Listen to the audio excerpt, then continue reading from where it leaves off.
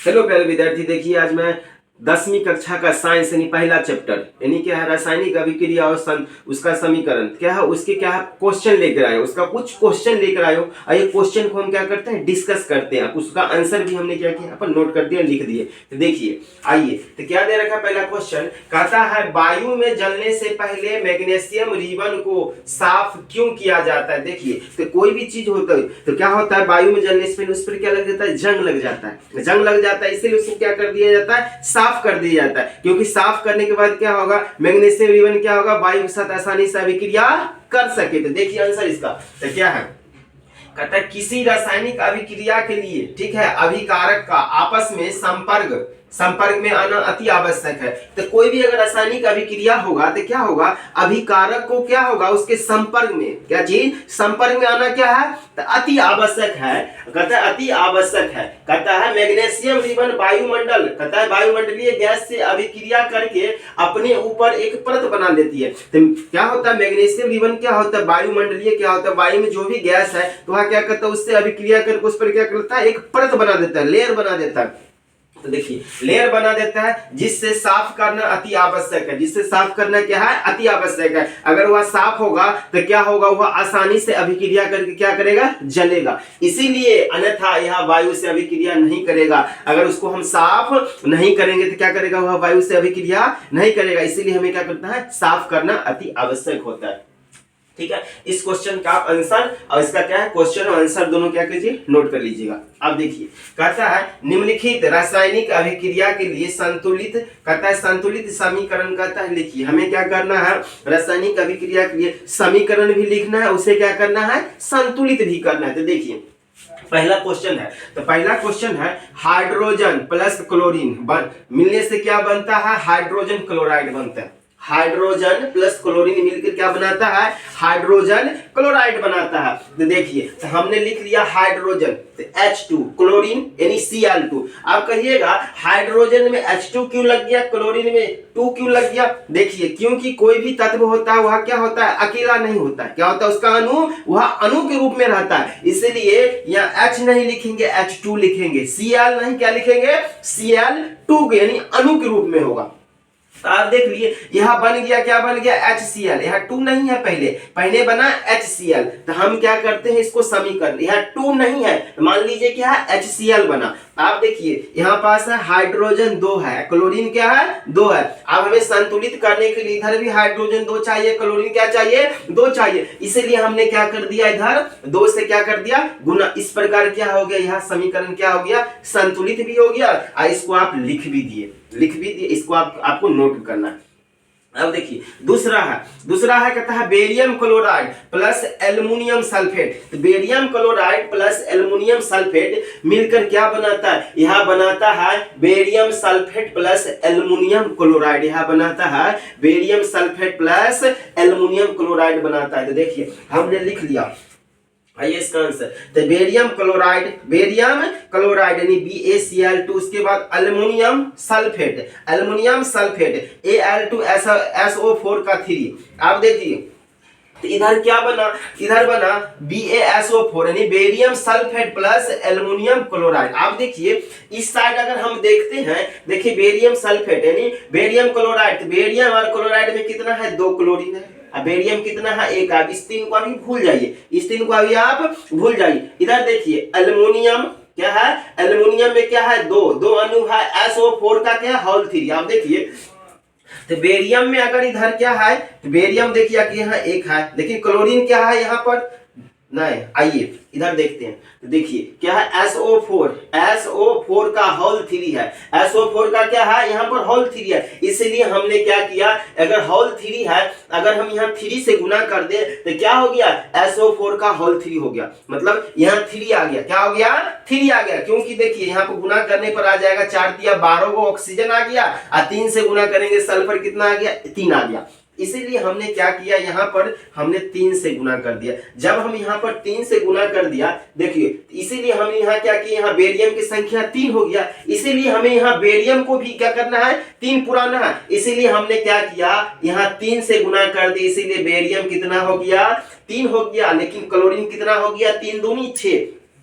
तो आइए उस साइड, अब उस साइड देखिए क्लोरीन कितना है, क्लोरीन कितना है तो 3 है, क्लोरीन कितना है 3 है, हमें 6 पुराना है, तो अगर हम 2 से गुना कर दे तो कितना हो गया 3 दूनी 6। एल्युमिनियम कितना हो गया तो 2। आप देखते हैं इस साइड एल्युमिनियम 2 है तो एल्युमिनियम भी क्या है 2 है। इस प्रकार क्या हो गया हमारा रासायनिक समीकरण भी लिख दिए, यह क्या हो गया संतुलित भी हो गया।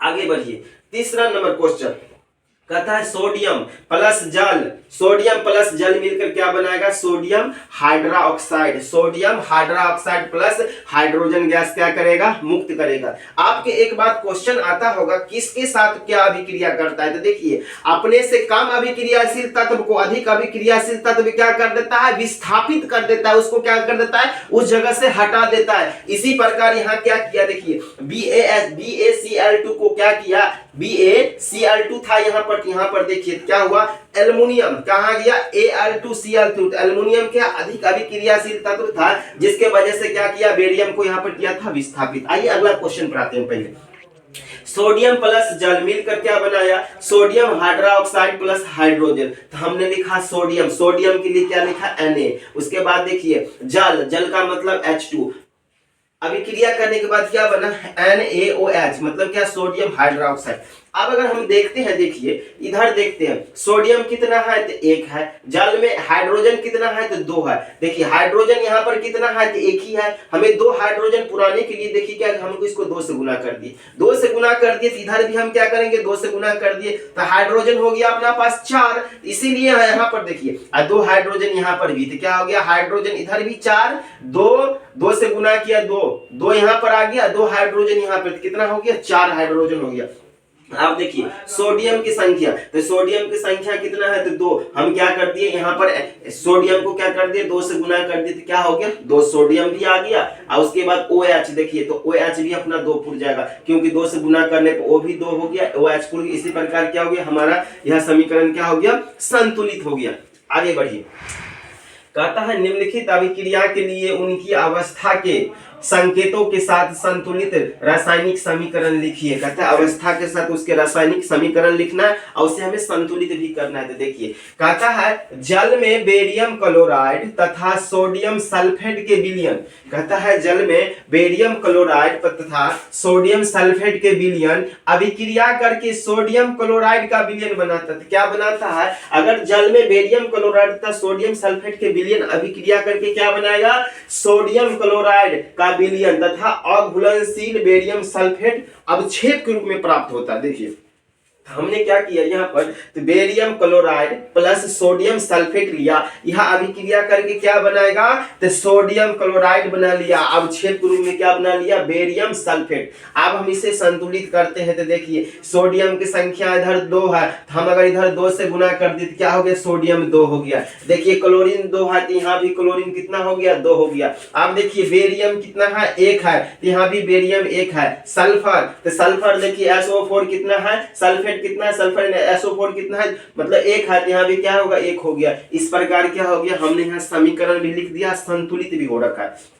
अगला क्वेश्चन कहता है सोडियम हाइड्रोक्साइड के विलयन जल में हाइड्रोक्लोरिक अम्ल के विलयन, कहता है जल में से अभिक्रिया करके सोडियम क्लोराइड का विलयन बनाता है। तो हम देखिए तो क्या कहता है देखिए सोडियम, कहता है सोडियम हाइड्रोक्साइड, तो सोडियम हाइड्रोक्साइड हम ले लिए। उसके बाद कहता है किससे हाइड्रोक्लोरिक अम्ल से, HCl होता है हाइड्रोक्लोरिक अम्ल, तो HCl हाइड्रोक्लोरिक अम्ल से अभिक्रिया करके तो क्या बनाता है यानी सोडियम क्लोराइड, तो सोडियम क्लोराइड NaCl बना दिया। उसके बाद कहता है अवक्षेप के रूप में वह जल बनाता है, तो हम क्या कर लिए यहाँ पर हमें जल भी बन गया। आइए अब हम क्या करते हैं इसे संतुलित करते हैं। तो देखिए तो क्या करेंगे संतुलित में क्या करेंगे देखिए सोडियम की संख्या इधर कितना है तो 1 है, इधर भी देखिए सोडियम की संख्या 1 है। HCl देखिए HCl में हाइड्रोजन कितना है तो 1 है, यहाँ देखिए हाइड्रोजन, देखिए यहाँ पर भी हाइड्रोजन कितना हो गया, यहाँ एक हाइड्रोजन कितना हो गया 2 हाइड्रोजन, ऑक्सीजन 1 तो ऑक्सीजन 1, यहाँ क्या यहाँ पहले से ही क्या संतुलित है। आप देखिए तो NaOH प्लस HCl, यहाँ क्या बना दिया, मैं बता रहा हूं अपने से कम अभिक्रियाशील तत्व को अधिक अभिक्रियाशील तत्व क्या कर देता है, विस्थापित कर देता है। तो यहाँ पर देखिए OH को विस्थापित कर दिया किसने, HCl ने, HCl विस्थापित कर दिया जी। यहाँ पर क्या किया, OH को विस्थापित कर दिया, Cl विस्थापित कर दिया, क्लोरीन विस्थापित करके क्या बना दिया, NaCl। आप देखिए यहाँ पर बच गया एक OH और उसके बाद यहाँ पर भी बच गया H, तो क्या हो गया H क्या हो गया H2 और क्या बच गया O। इसी प्रकार क्या बन गया, जल। देखिए यह आपको याद रखना पड़ेगा कि अपने से कम अभिक्रियाशील तत्व को अधिक अभिक्रिया